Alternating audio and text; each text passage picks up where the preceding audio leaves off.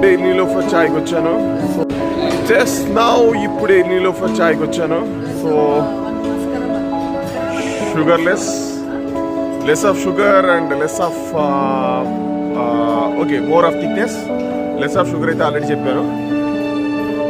ఇకపోతే ఇంకా ఫర్దర్ డీటెయిల్స్కి వెళ్తే కొంచెం మసాలా ఫ్లేవర్తో కావాలని అడుగుతున్నాను. ఎలా ఉంటుందో చూద్దాం. దాంతోపాటు మస్కారా బన్ కూడా చెప్తున్నాను.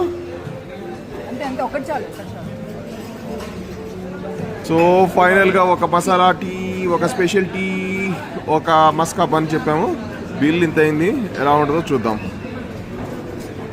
సో ఫైనల్గా మా కాఫీ మసాలా కాదు, చాయ్ మసాలా అండ్ మస్కా బన్ వచ్చింది.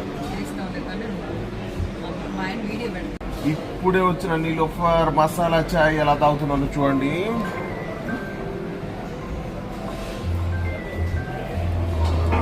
బాగానే ఉంది. నాకైతే గొప్ప పెద్దగా గ్రేట్గా అనిపించలేదు.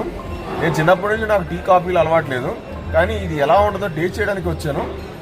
నాకైతే ఏం గొప్ప గ్రేట్ ఫీలింగ్ కూడా లేదు. బట్ మీరు కావాలంటే ట్రై చేసుకోండి. నా మస్కా బన్ ఎలా ఉంటుందో టేస్ట్ చూస్తున్నా. రెగ్యులర్ మస్కా బన్ లోపల ఏదో చీజ్ పెట్టారు, చక్కెర ఇస్తాడు. దీనికి ఎందుకు ఇంత క్రేజో నాకు తెలియట్లేదు. సరే దీన్ని ఇలా ముంచుకొని తాగాను అనుకోండి. ఓకే, ఏమీ లేదు. రోగం వచ్చినప్పుడు చిన్నప్పుడు పాలల్లో ఇది తీసుకుని తాగుతాను, చక్కెర వేసుకుని తాగుతాను. నాకైతే అట్నే ఉంది. ఆ పాల బదులు ఇక్కడ కాఫీనో చాయ్ అమ్ముతున్నారు. అంతకంటే ఏం లేదు.